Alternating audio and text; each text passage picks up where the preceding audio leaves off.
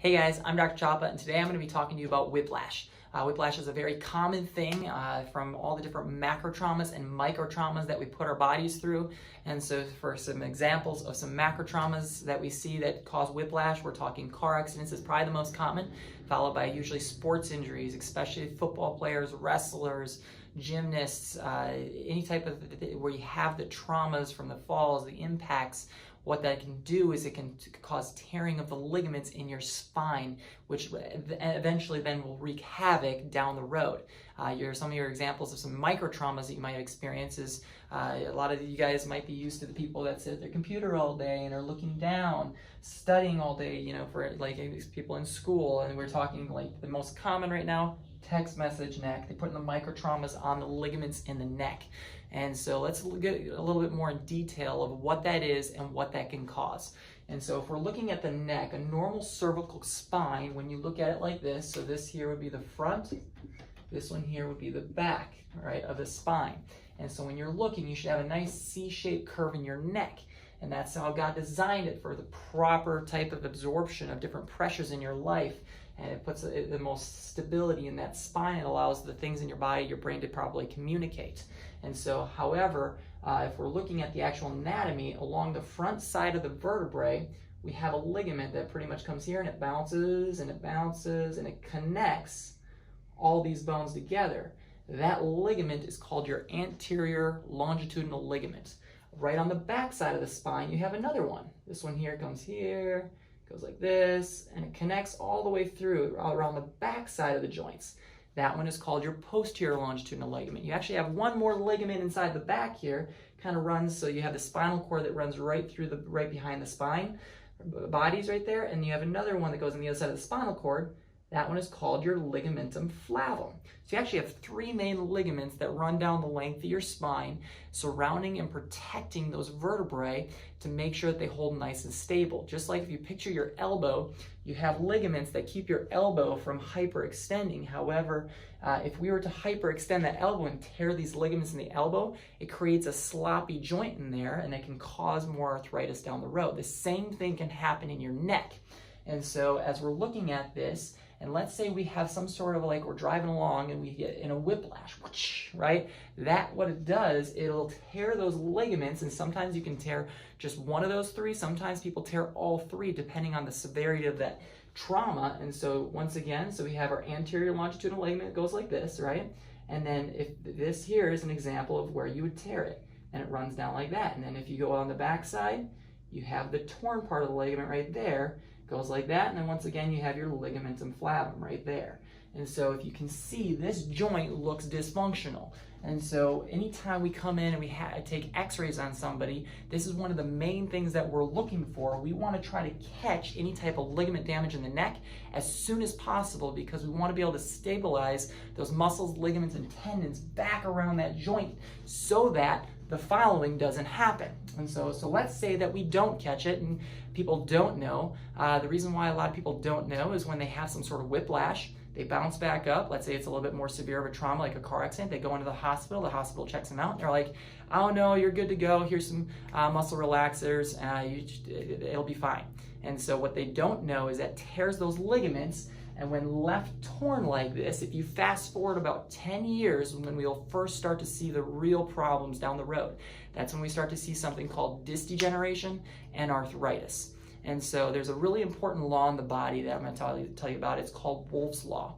Wolff's Law pretty much states that if you put stress on the bone will lay down more bone to reinforce that bone. This can work for or against you. So for example, if you go work out, it can actually help your bone stay more dense. This is why, especially for older women that are more prone to osteoporosis, I've always said you want to make sure that you work out, because you want to put good stresses on your bone so the bone stays more dense.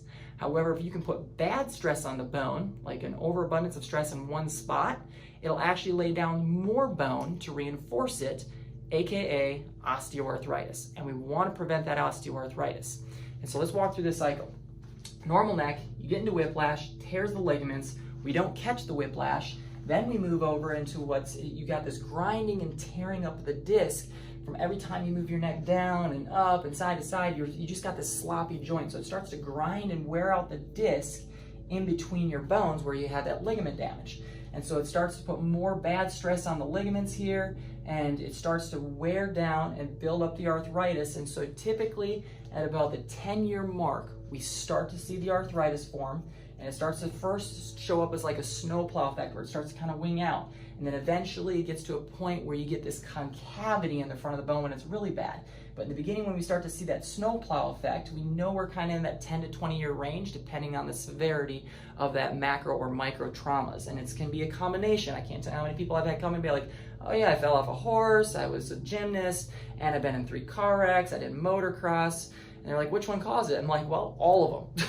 And so as we're looking at this and you start to wear and grind up this disc, let's look at the disc for a second. Your discs are supposed to be nice and thick. The thicker the disc, right behind the disc is where your nerve comes out. Remember, your brain controls every single function in your body. For your heart to beat, your lungs to breathe, for your thyroid to work properly, a signal has to be sent from the brain, down your spinal cord, out those nerves to allow it to function and heal the way God designed it to. However, if you start to lose the disc in between the bones and your nerve is sitting right there, what does that do to the nerve? It starts to pinch the nerve or interfere with that signal. It's like putting a short in the wire to your TV. Can you expect your TV to work properly without shorting out? No. And so the same thing happens. So for example, right in the middle part of the neck, a lot of people get thyroid issues down the road if they've had whiplash and not taken care of, because the nerve that comes out right between the middle part of the neck, the C3, C4, C4, C5 area, those are your thyroid nerves. And so if we start to pinch that nerve, we can't expect the thyroid to work properly. That's one example. If we go a little bit lower in the neck, that'll actually tear the ligaments between like C5 and T1 in the spine. That actually can cause numbness and tingling down the arms and hands. It can cause also heart and lung issues. So that's a really important one to note as well. And so if you fast forward about 25 years post-trauma, still not taking care of the spine, you get to the point where the bones get super close together. And the closer these bones get together, you are literally shorting out the nerve to a point where it's barely working to that organ. And so people come into me and they're like, hey, why do I have this problem not working for me, or this not working for me? And if we look at the x-rays, we can actually see, okay, where have you had traumas into your joint? Where are things not lined up? And where could you be pinching on those nerves? This here is an indication that it is definitely restricting that flow of communication between your brain and your body. We need to find these as soon as we can and prevent them from getting worse. And so as you can see here, notice how this joint is bad, but the ones above and below it, I didn't make look bad. That is because a lot of people assume that disc degeneration or arthritis has to do with old age or genetics. I'm here to tell you that's not the case. When we're looking at disc degeneration arthritis, I've looked at thousands and thousands of x-rays. It's not to do with that. It actually has to do with there was trauma to the joint and the joint's not properly managed. So we want to go in there. The adjustment's proven to be one of the most effective ways of pumping nutrients back into these discs so that the disc can stay healthier, taking the bad stress off the bone so the bone doesn't lay down more arthritis. So my goal is if we can get you here or here, stabilize it, stop it where it's at, and keep it from going downhill so we don't get those neurologic complications down the road. And so if you know anybody that has been suffering from any type of whiplash, sports traumas, car accidents, if you know that person that has that text messaging neck, or if you're sleeping on pillows all night long and sleeping in bad posture on your back, all that stuff can cause ligament damage and can be pretty much wreak havoc on your health down the road. So if you know anyone like that, or if it's yourself, make sure you talk to the doctors. We want to really focus in and try to do everything we can to prevent those complications down the road. Thank you for joining me. I hope you have a blessed day.